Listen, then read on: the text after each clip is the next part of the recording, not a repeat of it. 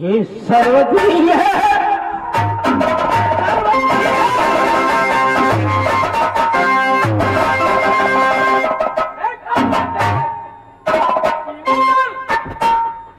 ये शरबत नहीं पीजिए देवा।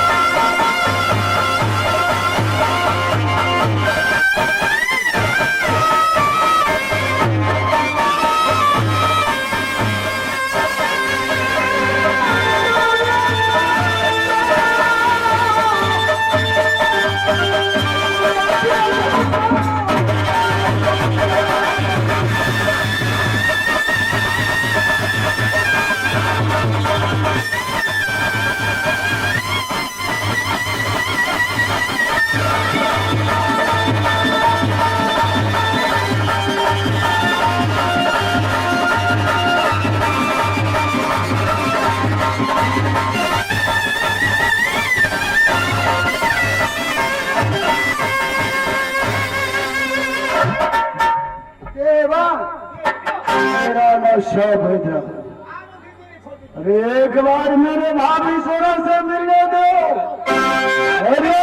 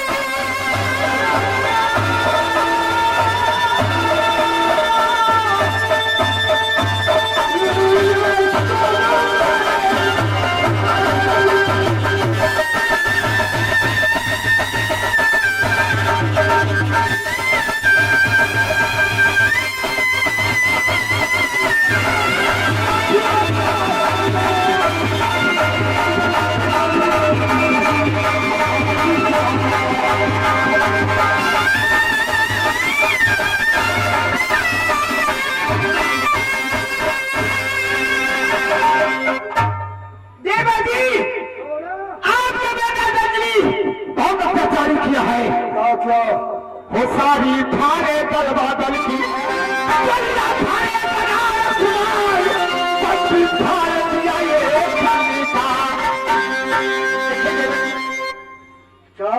ये चोली मस्का दिया तुम्हारे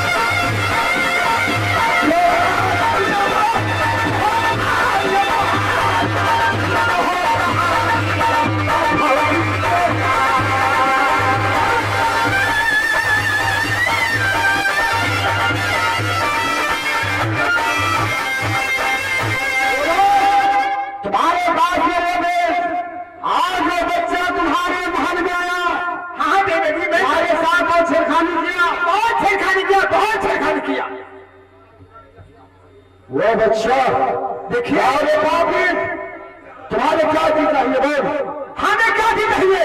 उस बच्चा को हमें तोड़ देना चाहिए।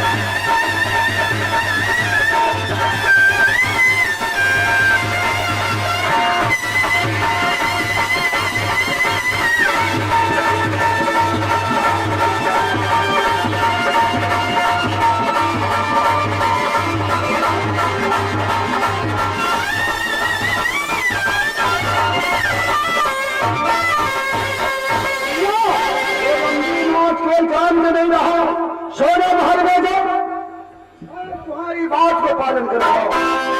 सोना का कहना हुआ कि देवांगन जब तक उस बालक को घर भेज नहीं लाइएगा तो तक आप मैं जिंदा नहीं रहूंगा। ठीक है, मेरा जिंदा मैं कौन रखूंगी, तब तक मैं जिंदा नहीं रहूंगी।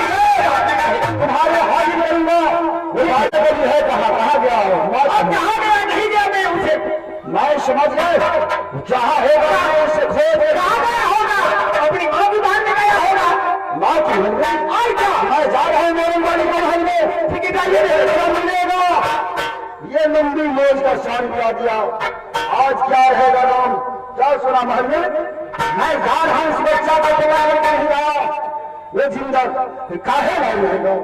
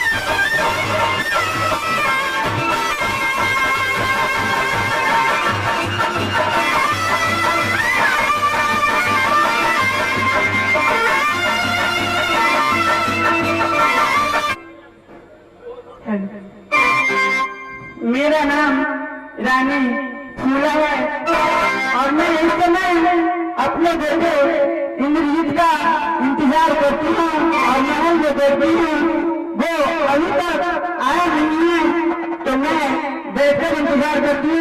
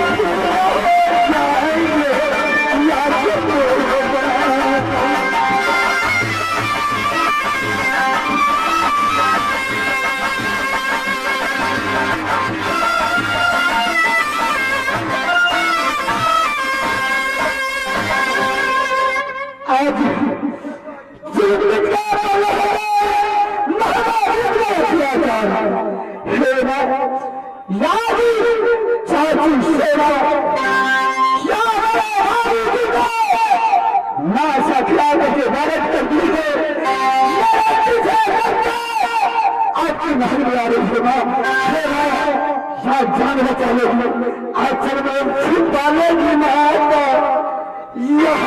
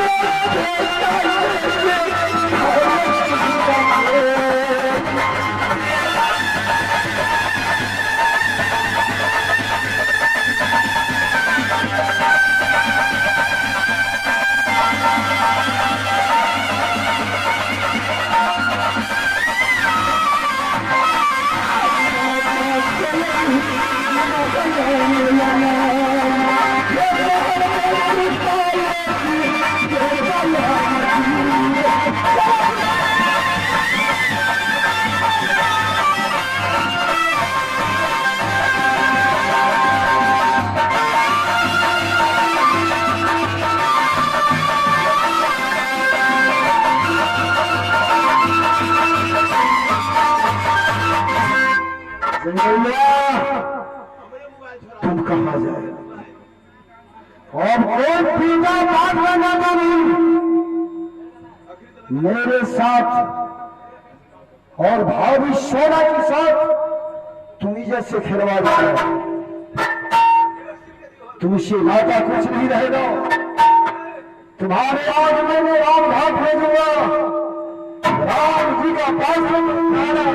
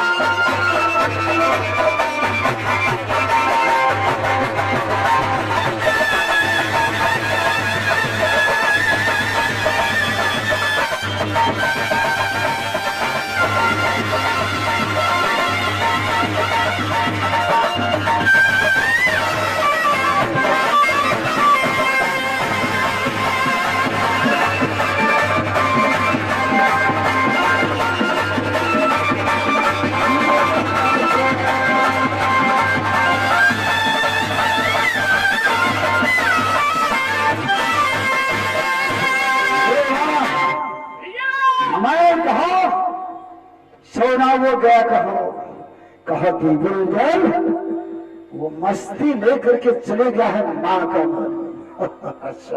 छोड़िए भैया, किस बात को देखते हैं आप? ये लंबी मैच का कोई नियम नहीं, ये उधर का नाम का कोई नियम नहीं। अरे पीछा नहीं चलना, तुम कुन्नासी पैदा लिया। सोना की कहना है यार इस बालों को आप मार लो, मेरे हाथ में कौर करे सीना का कलेजी और नैन का पुत्री हाजिर कर देना। मैं सोना से पूछ गया कि सोना बहुत जल्दी तुम्हारे महल से वो कुछ संज्ञान हो हाजिर करेगा, ये बच्चा बच नहीं पाएगा। मैं कहा मौरंग वाली को महल में जहां सोना कही है कि माता लेकर के वो नाथ महल में गया पापी तुम्हारी कार राम बचाओ।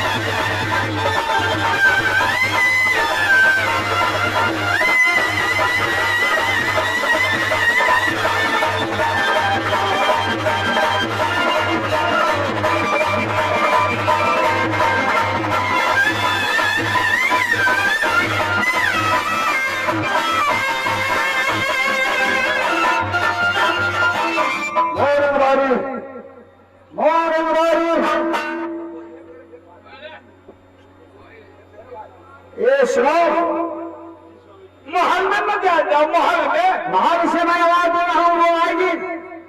मैं महल की तलाश कर रहा हूं।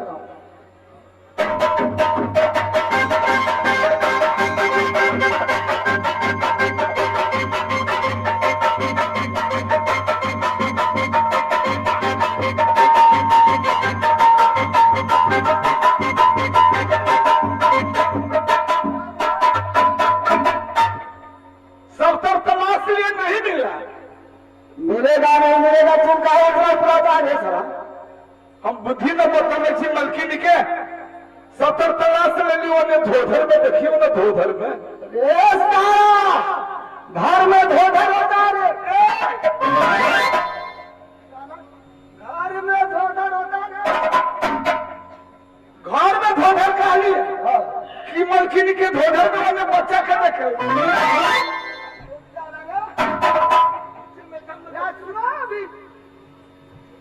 सब तो तलाश हुआ है, उसको मैंने देर से मार करके उसको हटाते हैं, उसके बाद देखते काम।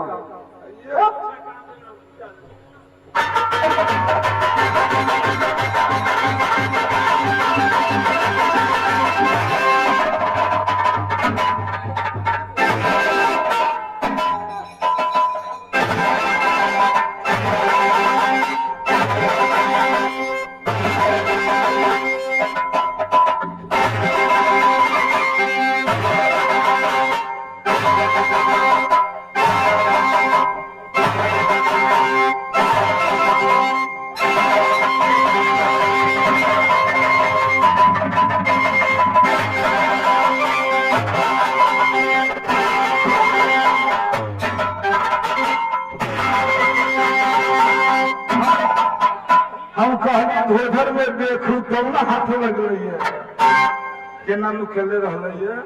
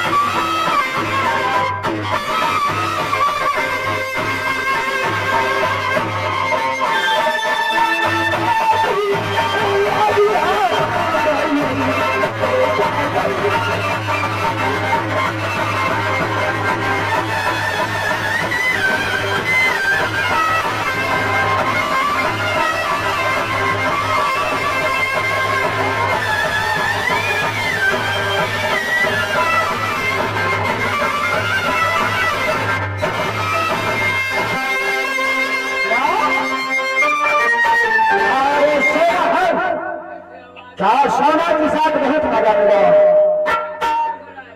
सोना के साथ मजा नहीं मिल जाता तुम चाची की सोना बड़ा प्यार थी ये सही की बात है ये मैं कुछ नहीं किया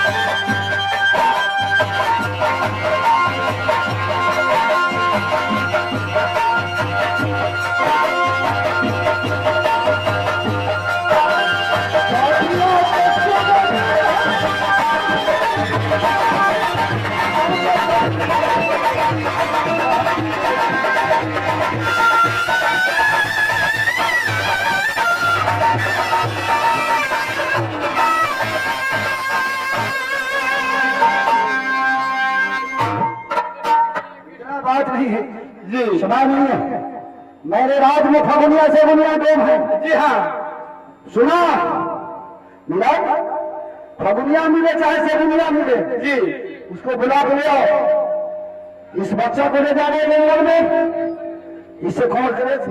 जी हाँ निकाल करके जाएगा, इससे कत्ल करेगा। महाराज हमारा विचार है ये कत्ल न करेगा, क्या करे? मारपीट न कर दो, क्या करे? एक हाथ मर्डर कर दो। क्या हाथ मर्डर, हाथ मर्डर। आज मदर क्या चीज से कहता है? हाथ मर्डर में जिंदा रहता है, मरबो न करता है, ऑपरेशन कर दिए। क्या ऑपरेशन नसबंदी। हाथ मदर हुआ?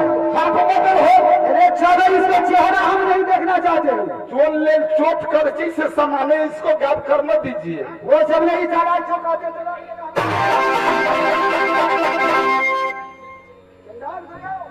ऐसा दुनिया है ना, जैसे लोग से डर कहा जाएगा। महाराज और सगुनिया